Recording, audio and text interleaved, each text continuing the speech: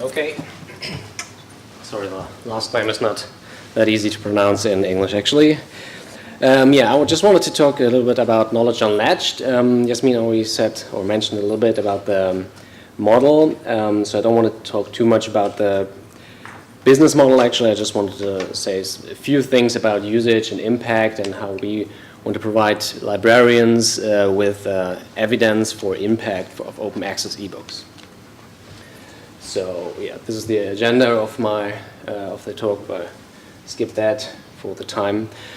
Knowledge Unlatched is actually a crowdfunding approach. It's kind of a consortium, and we bring together libraries around the world, research libraries. Now we have about 450 research libraries, and it's a collaborative effort, and you see this, it's a massive growth from the first collection we had in 2014 up to now KU Select 2017, which we just launched 2 weeks ago, actually. And it includes now 343 titles in the new collection.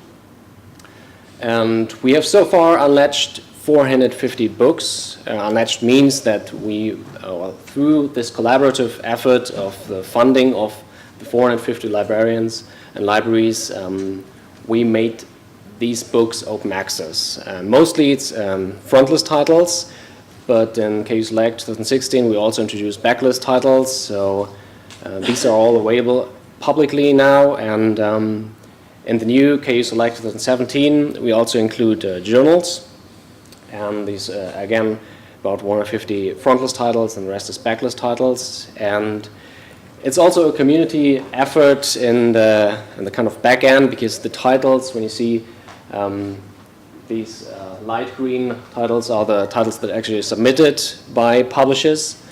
So they're in the new KU Select 2017 round, 60 publishers submitted titles, and then we have a title selection committee, which consists of 40 librarians who actually choose which titles will be included in the new collection. And these 40 librarians also stem from 12 different countries, and so the collaborative effort is both on the library side as on the title collection committee side. So it's KU overall is kind of a community-based effort and really kind of a partnership model where we bring together different stakeholders. The problem always is, how do you measure or how do you provide evidence for impact of open access books? This all starts with usage, as we think, and usage starts with kind of the platform or the availability, where the books actually are, where the content is available for librarians and for researchers in the end. Our main platforms are OAPN and HartiTrust. We also have further availability on Bibliolab and PaperHive, as we just mentioned before. So there's further engagement and availability, which will be important when researchers actually work with it. But to study the usage of the content, we mainly use OAPN. So this is our key platform. Our key platform also in the sense that the OAPN data is counter verified, and this means that we can actually compare the data we have with the data from other platforms. So the research we do with the usage and the research we do with the data is all based on the counter-verified data by OAPN. And usage in this term means that it's one download of the whole book. So it's not chapter and it's not clicks or views, it's really download of one book, means that it equals one usage, so to say. And out of this usage, we provide reports for the institutions who are participating in KU Unlatched. These reports can look like this. So we provide several slides and kind of dynamic data quarterly from what was downloaded, when it was downloaded, and we compile it into graphs and have like we also give all the data we have, but we also give a dashboard where actually librarians can find out about what happened with the content they funded. The interesting thing is actually then a step further that we provide Tableau data or data through Tableau online on our website. So we make it publicly available that everybody can actually look up what happened with the content. You see there that it's you can search through time, you can also search through different titles and see where the downloads happened worldwide, where it is distributed. This is an interesting thing of how actually to see overall usage of what happened with the content.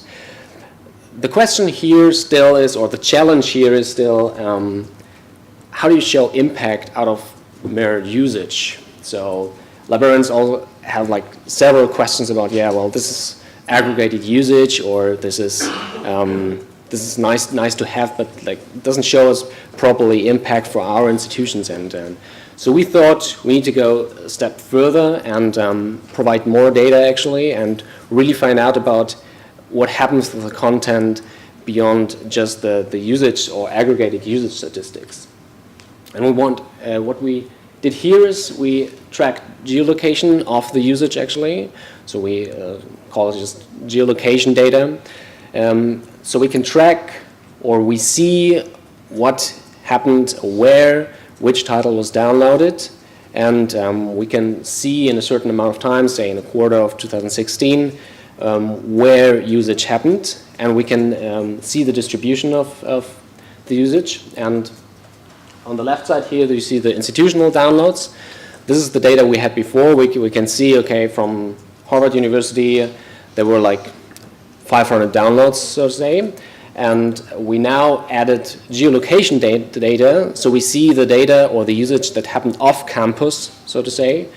And we see that it's about 15% of the usage actually happened institutionally. So 50% of the downloads happened on campus and the rest happened off campus. And now we can, with the geolocation data, try to track where this off-campus usage happens to provide more sufficient evidence for the impact. This is how this can look like. It's a little bit hard to see maybe, but you can see the distribution of the usage, and we compiled some data here from our first collection. See for instance that we have some downloads even in Pyongyang. We have few in Palermo, and many downloads off campus in the research hubs worldwide. So this is just a quick view of the data. We can also go further and actually zoom in and really see in detail where the usage happens, and thus make the point of the evidence that open access actually really opens kind of the silo of the research institution. And you can see, this is the greater Boston area on the right side, for instance, where the usage happens, and you can provide evidence for the librarians saying that the funding of the librarians is actually really helping distribute the knowledge way further than actually closed books did before. So you have here the point or the proof for how open access works, and that it improves the actual distribution of knowledge, what open access wanted to achieve in the first place. So from this point on, we can go on and further enrich the reports and try to pinpoint more of where the usage happens, and find more statistics also over time, going back to the different collections that we have, as we are now in the 4th collections, and we have the data for the first 2 collections by now. We also want to add more data to it and compare it with altmetrics, for instance, to see correlations between the geolocation and the actual altmetrics, and where sharing and where the impact correlates with the actual impact we see online, physically in the real world, distributed differently. That's how we want to go on at KnowledgeMatch. And yeah, I'm happy if you have any questions on the geolocation data.